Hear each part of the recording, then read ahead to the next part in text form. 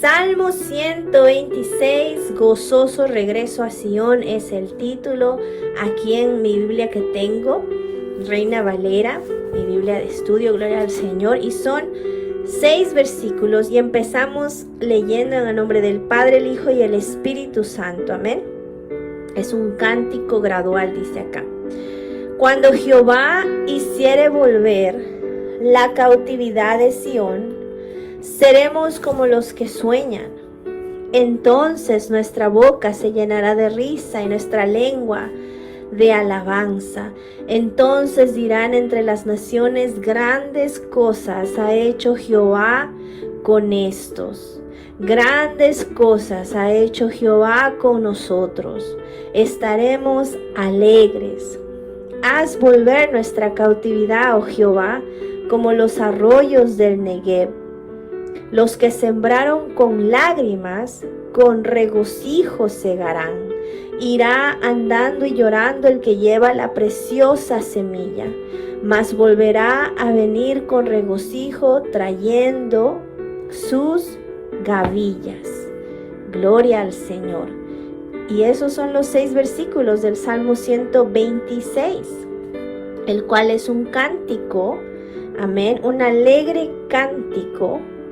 Y se trata, ¿verdad?, de la alegría que tiene el pueblo de Dios al regresar a Sion. Por eso dice gozoso regreso a Sion.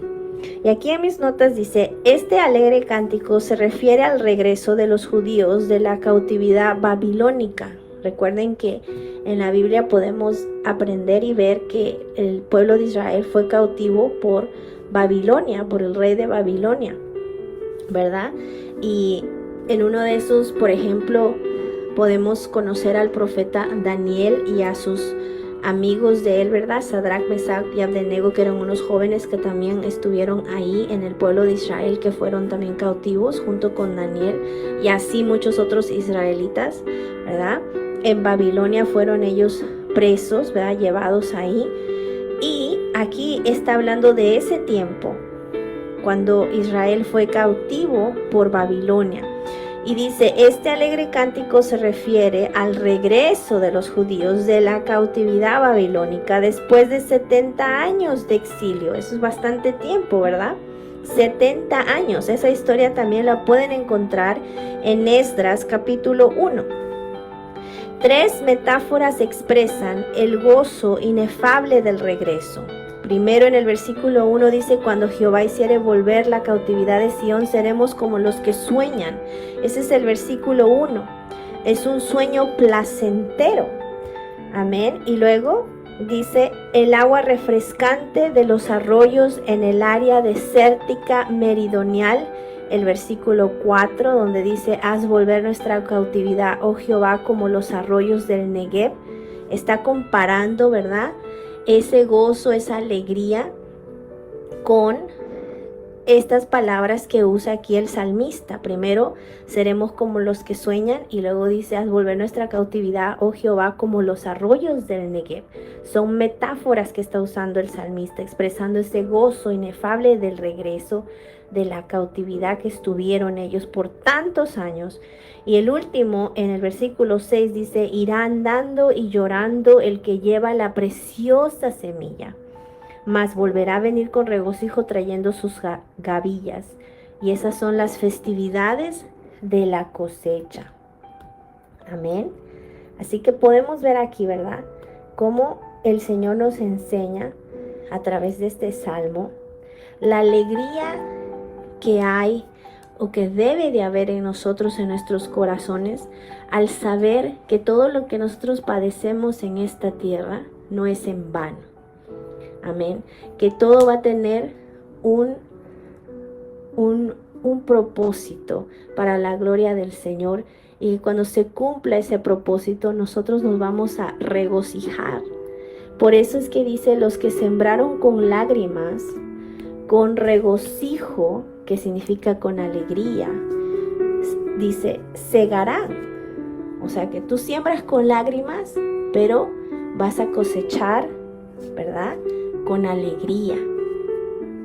No es en vano padecer, por el Señor y, ¿verdad?, confiando en el Señor, porque hay sufrimiento muchas veces, ¿verdad? Queremos ver nuestras promesas, ¿verdad?, que el Señor nos ha dado cumplidas, pero en el proceso a que se cumpla todo eso, pues hay sufrimiento, porque en medio de todo eso el Señor está moldeándonos a nosotros. No es en vano los sufrimientos que pasamos hasta que se cumpla la promesa, tanto las promesas que Él nos ha hecho para cumplirse aquí en la tierra mientras estemos vivos, como también la promesa que tenemos de un día estar en la eternidad con Él, de llegar a esa meta, ¿verdad?, final, que es estar en su completa, total presencia en la eternidad con Él. Por eso, mientras estamos de peregrinaje en esta tierra, vamos a pasar tribulaciones, vamos a enfrentar problemas, ¿verdad? En nuestra vida personal, ¿verdad?, donde estamos esperando esas promesas de Dios, verlas cumplidas en nuestra vida personal, como también general, como iglesia, como pueblo de Cristo, también padecemos al ser simplemente por ser cristianos, ¿verdad?, por tener ese nombre de cristianos, por ser hijos de Dios, por creer en la palabra, por tener esa fe en el Señor. Vamos a ser burlados, vamos a ser rechazados. No todo el mundo va a recibir lo que nosotros creemos, la verdad, porque nosotros tenemos la verdad de Dios. Él vive en nosotros. Entonces, si el Espíritu Santo está en nosotros estamos cargando con la verdad. Por eso somos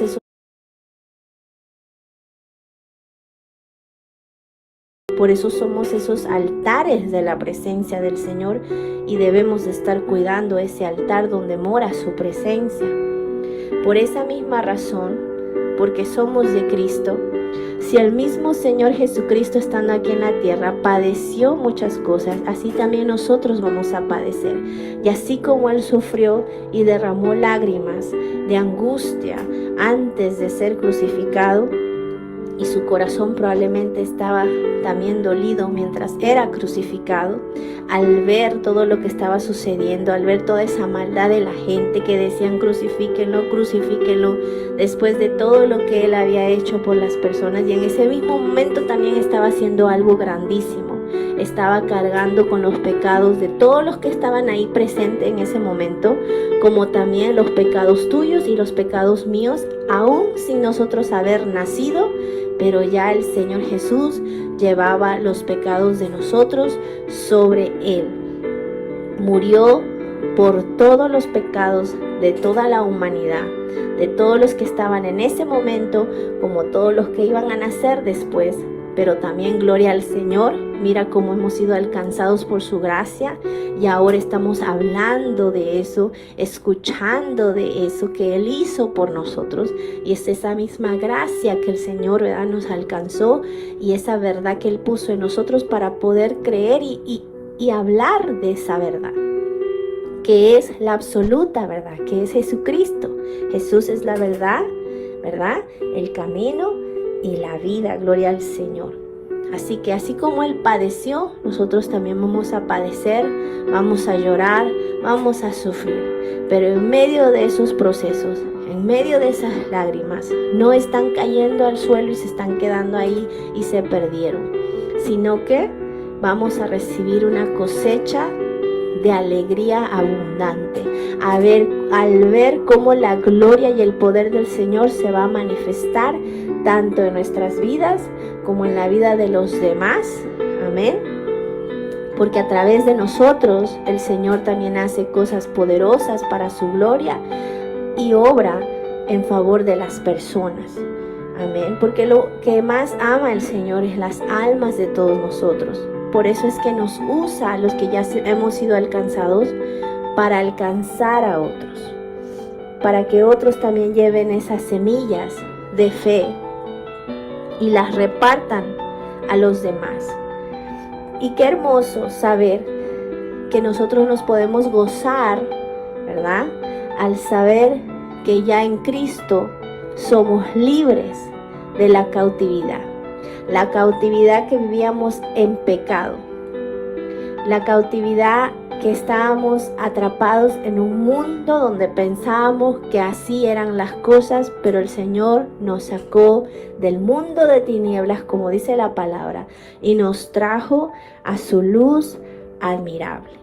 Lo mismo que estaba o que pasó en el pasado con el pueblo de Israel, ¿verdad? Que fue preso y llevado por los babilonios, ¿verdad? Y ahí eran afligidos porque eran esclavos, no es que se los llevaron y ya se acabó, no, fueron presos, ¿verdad? ¿Y cómo es un preso? Que está sometido, está gobernado por el que es su amo, ¿verdad? En este caso el pueblo de Israel tenía como gobernador al rey de Babilonia y los tenía ahí cautivos, ¿verdad? Solo algunos de ellos, ¿verdad?, eran los que se levantaban y decían: yo no voy a adorar a los dioses tuyos, como lo hizo Sadrach, Mesach y Abednego. Puedes leer esa historia. Y también el profeta Daniel, que a pesar de estar en una cautividad en el rey bajo la ley, o mejor dicho, bajo la autoridad del rey de Babilonia, él de todas maneras, aunque estaba preso, aunque estaba ahí en esa misma cautividad que el resto del pueblo de Israel,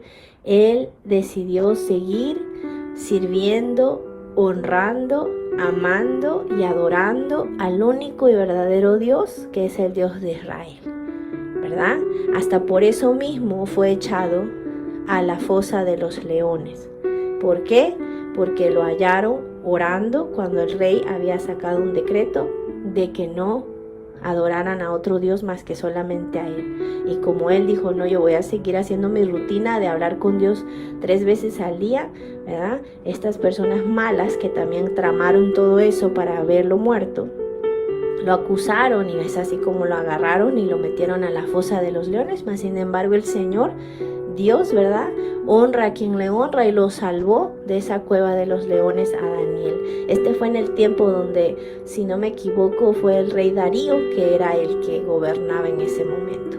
Pero así pasaron muchas cosas, ¿verdad?, donde este pueblo era cautivo, el pueblo de Israel. Mas sin embargo, los que se mantuvieron fieles al Señor pudieron ver la promesa del Señor de librar a su pueblo, y no solamente a ellos, sino a todo el pueblo, porque Dios se mantiene fiel a pesar de que todo el mundo quizás que estaba cautivo, el pueblo de Israel, algunos quizás no eran fieles al Señor, tenían miedo y por ese miedo se sometían a lo que los reyes esos decían. Pero a pesar de todo, había un remanente que oraba al Señor y pedía y clamaba por esa liberación, y por eso se movía la mano del Señor y sacaba a todo su pueblo, ¿verdad?, de esa cautividad. Y es por eso dice acá, ¿verdad?, dice el salmista: haz volver nuestra cautividad, oh Jehová, como los arroyos del Negev. Los que sembraron con lágrimas, con regocijo segarán. Irá andando y llorando el que lleva la preciosa semilla, mas volverá a venir con regocijo trayendo sus gavillas. Y es hermoso porque esta parte también, el versículo 5 y 6, se refiere ahora también a nosotros como una metáfora, ¿verdad?, de los que llevamos esa palabra del Señor, esa palabra de fe, la verdad, que Jesucristo es la verdad, que Jesucristo es el camino, que Jesucristo es el que salva, que solamente a través de Cristo podemos llegar al Padre. O sea, estamos compartiendo las buenas nuevas del Evangelio, ¿verdad?, que hay que arrepentirse para el perdón de los pecados y que hay un Salvador, y ese es Jesucristo. Esa es la semilla que nosotros estamos llevando, y por eso dice: irá andando y llorando el que lleva la preciosa semilla. Esa es la preciosa semilla que tú y yo tenemos, que vamos llevando, ¿verdad?, o que deberías estar esparciendo por todas partes. Y dice, porque dice irá andando, y también dice y llorando. ¿Por qué? Porque vamos a padecer también por hacer eso, que hay mucha gente que no le va a gustar escuchar la verdad, pero y duele, ¿verdad? Nos duele tanto que rechacen al Señor, como muchas veces también lo tomamos nosotros personalmente y nos duele, ¿verdad?, en nuestra humanidad. Pero el Señor también ahí nos está moldeando el carácter, siempre recordando que la gente no nos está rechazando a nosotros, sino que está rechazando al Evangelio, o sea, a Jesucristo. Amén. Mas dice: mas volverá a venir con regocijo trayendo sus gavillas. Eso quiere decir que tenemos que siempre recordar que no ha sido en vano, que lo que tú has echado y esparcido esa semilla, ahí esa semilla en su tiempo va a dar su fruto.